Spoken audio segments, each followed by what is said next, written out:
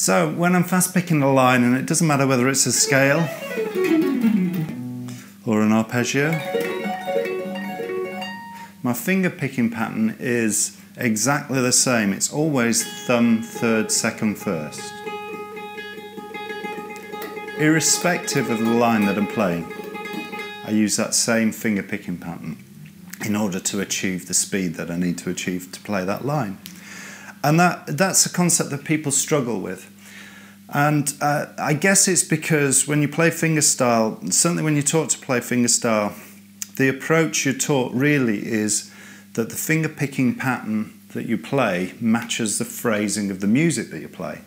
So for example, if you're playing, I don't know, a simple line like that, it's a little 6-note pattern. And my picking pattern is a 6-note pattern as well. So every time round I'm using the same fingers to play the same notes every time I play it.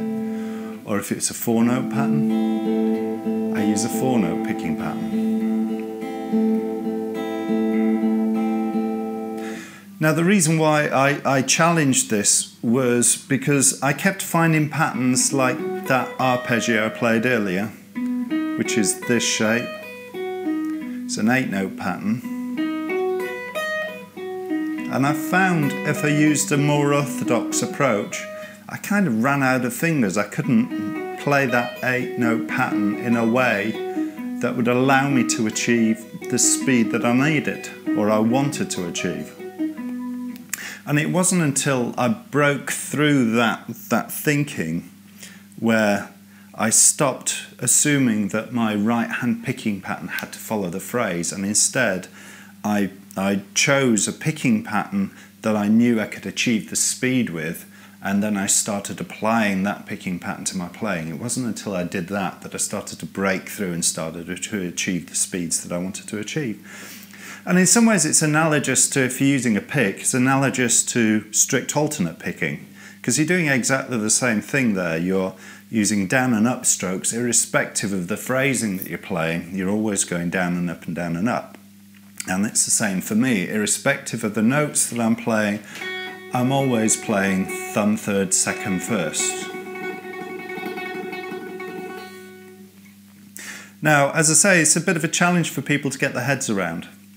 But there's a simple exercise that you can do which will allow you to start to develop some of this and give you some left-hand, right-hand synchronization as well.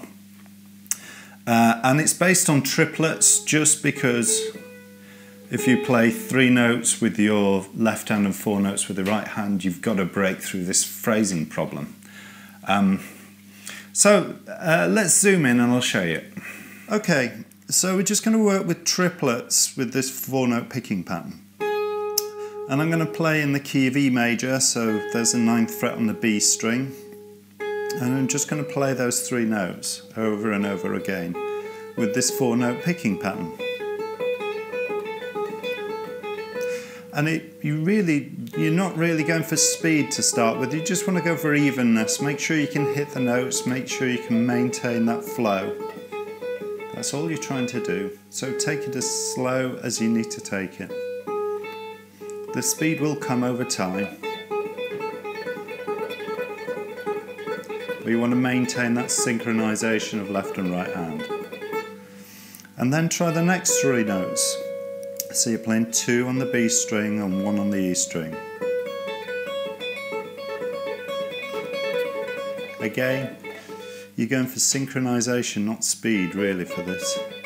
Let the speed work its way into your playing. And then the next 3 notes. And then the next 3 notes. And then try coming back the other way.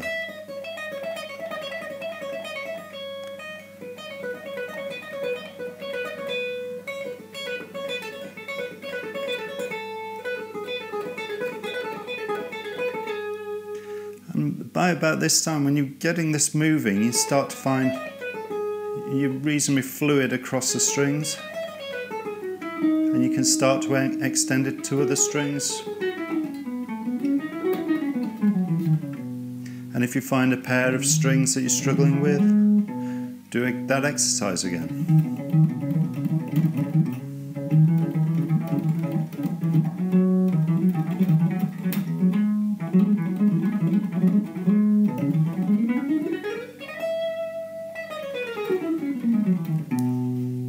And it's a great way of just developing that freedom around the neck.